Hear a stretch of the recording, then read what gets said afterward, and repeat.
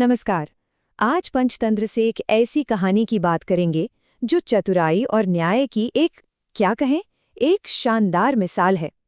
ये कहानी हमें सिखाती है कि मुश्किल से मुश्किल हालात में भी अगर दिमाग का सही इस्तेमाल किया जाए तो क्या कुछ नहीं हो सकता। चलिए, इस कहानी को समझने की शुरुआत एक बड़े ही अजीब सवाल से करते हैं। जरा सोचिए, क्या ये मुमकिन है कि चूहे 100 किलो वजनी लोहे की पूरी तराजू चट कर जाएं? अच्छा, अब एक और सवाल। क्या ऐसा हो सकता है कि कोई बाज आसमान से आए और एक 10 साल के लड़के को अपने पंजों में दबाकर फुर से उड़ जाए? सुनने में तो ये दोनों ही बातें नामुमकिन लगती हैं, है ना?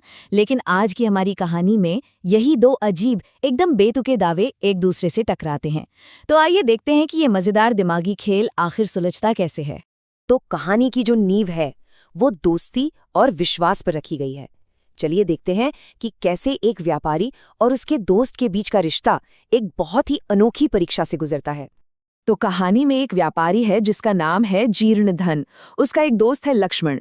और सबसे जरूरी चीज, जीर्णधन की वो 100 किलो की लोहे की तराजू। अब होता यह है कि जीर्णधन को काम से बाहर जाना पड़ता है, तो वो अपनी ये कीमती तराजू अपने दोस्त लक्ष्मण के पास अमानत के तौर पर छोड़ जाता है। और बस यहीं से कहानी में एक मोड़ आता है। दोस्ती और विश्वास पर लालच हावी हो जाता है। लक्ष्मण उस कीमती तराजू को देखता है और उसकी नीयत डोल जाती है। अब कहानी उस मोड़ पर आ पहुंचती है जहां दोस्ती की असली परीक्षा होती है और एक ऐसा झूठ सामने आता है जिस पर यकीन करना मुश्किल है। एक ऐसा झूठ जो सब कुछ बदल देता है। तो भाई, कुछ महीने बीत जाते हैं। जीर्णधन अपना काम खत्म करके वापस लौटता है और जैसा कि कोई भी करेगा, वो सीधा अपने दोस्त के पास जाता है और अपनी अमानत, अपनी तराजू वापस मांगता है। और लक्ष्मण जो जवाब देता है वो दोस्ती पर एक तमाचे जैसा है। वो कहता है, अरे यार, माफ करना, तुम्हारी तराजू वो तो चूहे खा गए। कोई इस बात पर यकीन करेगा? 100 किलो की लोहे की तराजू चूहों ने खा ली। जीर्णधन की जगह कोई और होता तो शायद लड़ाई झगड़ा करता, पर वो कमाल का था। वो एक सेकंड में समझ गया कि दोस्त झूठ बोल रहा है। लेकिन गुस्सा करने या चिल्लाने के बजाय उसने दिमाग को ठंडा रखा और मनी मन एक जबरदस्त जवाबी चाल सोच ली। और यहीं से कहानी का सबसे मजेदार हिस्सा शुरू होता है। जीर्णधन अपने दोस्त को उसी की भाषा में जवाब देने का फैसला करता है। देखिए, जीर्णधन की योजना कितनी सधी हुई थी। सबसे पहले वो लक्ष्मण के इस बेतुके झूठ पर यकीन करने का नाटक करता है। फिर वो बड़ी मासूमियत से कहता है, अच्छा, मैं नदी पर नहाने जा रहा हूँ, अपने बेटे को मेरे साथ भेज दो। लक्ष्मण को तो कोई शक ही नहीं हुआ और जैसे ही मौका मिला, जीर्णधन ने उस लड़के को ले जाकर पास की एक गुफा में छिपा दिया। अब जरा लक्ष्मण की हालत सोचिए।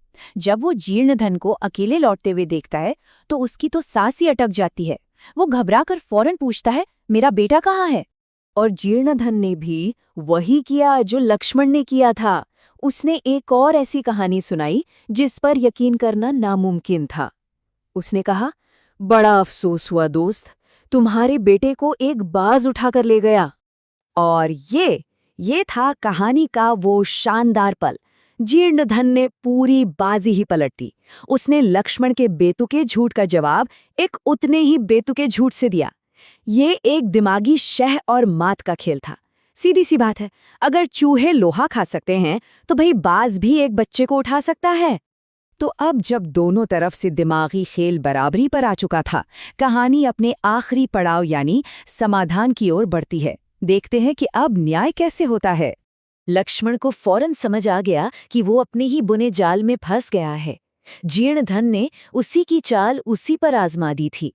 उसे बहुत शर्मिंदगी हुई।